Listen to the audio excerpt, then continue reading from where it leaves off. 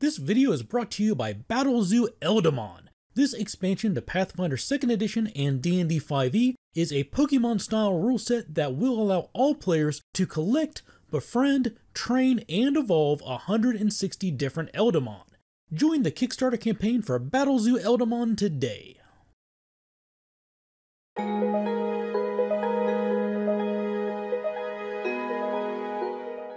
Hey everybody, Dave here with another Pathfinder rule reminder for you, and today's topic is going to be about Will-o Wisps and their magic immunity. So if we take a look at the stat block for a Will-o Wisp, we can see next to hit points it has immunities listed as magic. And so this causes some people to wonder, well, what exactly does that mean? Does that mean that a weapon that has a +1 weapon potency rune attached to it can't damage this creature? Does that mean that a flaming rune that's on a weapon can't damage the creature? And, you know, what are the limits when we say that they're immune to magic? Well, when you see a stat block like this that has a wide-reaching immunity like magic, always make sure you read the entire stat block. So if we take a look at that stat block for the Will-o Wisp and we go down a little bit, we see it clarifies exactly what is meant by the magic immunity. It says a Will-o Wisp is immune to all spells except Fairy Fire, Glitter Dust, Magic Missile, and Maze. So this makes it really clear that when they're talking about magical immunities for a Will-o Wisp, it's limited only to spells. So no spells can affect a Will-o Wisp except for those that are specifically named in the description of their magic immunity. And it's worth mentioning that since this immunity is specifically talking about spells, we need to remember that in Pathfinder, spells are spells regardless of whatever source they come from.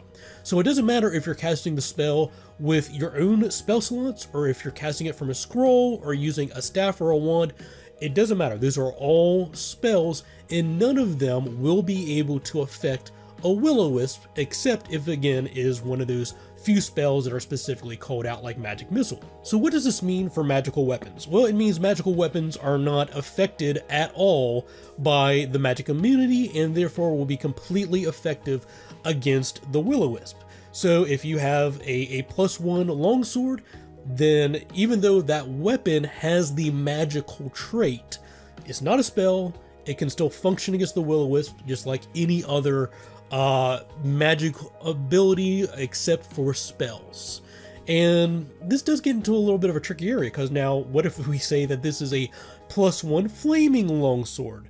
Well, will the flaming property damage the Will-o Wisp? And by raw, the answer is yes, because that is not a spell. The property rune that is the flaming rune on that weapon is not a spell, so it does still damage the Will-o Wisp. This is one of those areas where some GMs may disagree and say the magically fueled fire on the sword is no different than the magical fueled fire from my Burning Hand spell, therefore they would not allow that damage to affect a Will-o Wisp. But to be clear, that is house rule territory. By raw rules as written, only spells are affected with this magic immunity. Weapons, weapon property runes, all of that functions as normal. Now, another case that comes up sometimes when we talk about this magic immunity for a Will-o Wisp is, what about a spell like Telekinetic Projectile? Telekinetic Projectile is basically picking up a piece of solid material in the environment, like a rock or something, and then throwing that rock at a target, and it can do either bludgeoning or piercing or slashing damage depending upon what kind of material in the environment is picked up and thrown at the target.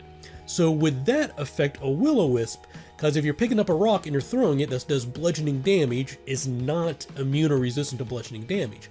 But by the rules as written, Telekinetic Projectile is still a spell, and it does target a creature, and so that would not have any effect at all on the Will-o Wisp. Now, this might be an area where you have to kind of struggle with what happens in the narrative. Some people view telekinetic projectile as like a mage hand that picks up a rock and throws it. And once it's left the hand of the magic hand that's throwing it, then it's its own thing.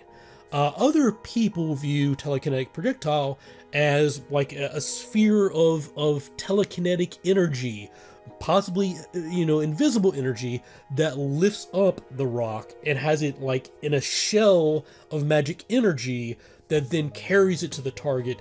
And in that case, maybe the magic immunity of the Will-o Wisp cancels out that sphere, that shell that's magically holding the rock, and then the rock would just fall to the ground or stray off errantly. So it might be up to the GM to come up with descriptions to explain why this is in the narrative. But again, telekinetic projectile, it targets a creature.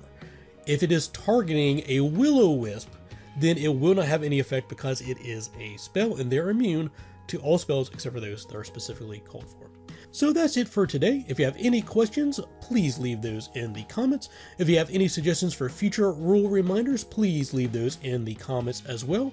As always, I will leave links in the description of this video for any of my other videos that might be related to this topic. And as always, I want to take a quick moment to say thank you to everybody out there who supports me, whether that's by clicking the like button, subscribing to the channel, sending me pages from the Dark Archive, subscribing to the Patreon. It all adds up, and I greatly appreciate everything you folks do to support me. And with that, thanks for watching. Take care. Happy gaming.